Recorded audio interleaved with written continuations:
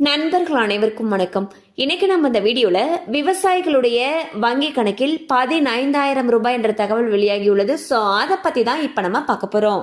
வீடியோக்குள்ள போறதுக்கு முன்னாடி இதுவரைக்கும் நீங்க நம்ம சேனலை சப்ஸ்கிரைப் பண்ணலைன்னா உடனே சப்ஸ்கிரைப் பண்ணிருங்க. அப்படியே பக்கத்தில் இருக்கக்கூடிய பெல் பட்டனையும் கிளிக் பண்ணிருங்க. அப்பதான் நாங்க போடக்கூடிய அனைத்து பயனுள்ள மிக முக்கியமான தகவல்கள் அனைத்தும் உங்களை கரெக்ட் டைம்க்கு ரீச் ஆகும். இப்ப வாங்க வீடியோக்குள்ள போலாம். பாரம்பரிய விவசாய வளர்ச்சி திட்டத்தை கடந்த 2015ஆம் ஆண்டு மத்திய அரசு கொண்டு வந்தது.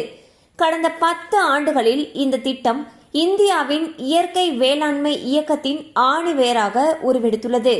சுற்றுச்சூழலுக்கு உகந்த நடைமுறைகளை பின்பற்றவும், இயற்கை வேளாண்மைக்கான சான்றிதழை அணுகவும், நிலையான உற்பத்திக்கு வழிவகை செய்யும் சந்தைகளுடன் இணையவும் இந்த திட்டம் விவசாயிகளுக்கு ஒரு தளத்தை வழங்கியுள்ளது.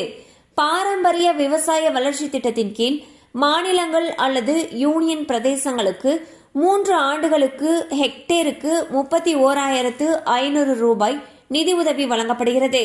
இதில் பண்ணையில் மற்றும் பண்ணைக்கு வெளியே உள்ள இயற்கை உள்ளீடுகளுக்கு 3 ஆண்டுகளுக்கு ஹெக்டேருக்கு 15,000 ரூபாய் விவசாயிகளுடைய வங்கி கணக்கில் நேரடியாக செலுத்தப்படுகிறது. சுற்றுச்சூழலுக்கு உகந்த பாரம்பரிய விவசாயம் செய்யும் விவசாயிகளுக்கு இந்த தொகை வழங்கப்படுகிறது. ஸோ பாத்தீங்கன்னா சுற்றுச்சூழலுக்கு உகந்த பாரம்பரிய விவசாயம் செய்யக்கூடிய விவசாயிகளுக்கு இயற்கை உள்ளீடுகள் வாங்குறதுக்கு 3 வருஷத்துக்கு ஹெக்டேருக்கு 15,000 ரூபாய் வரைக்கும் நிதி உதவி வழங்குறாங்க.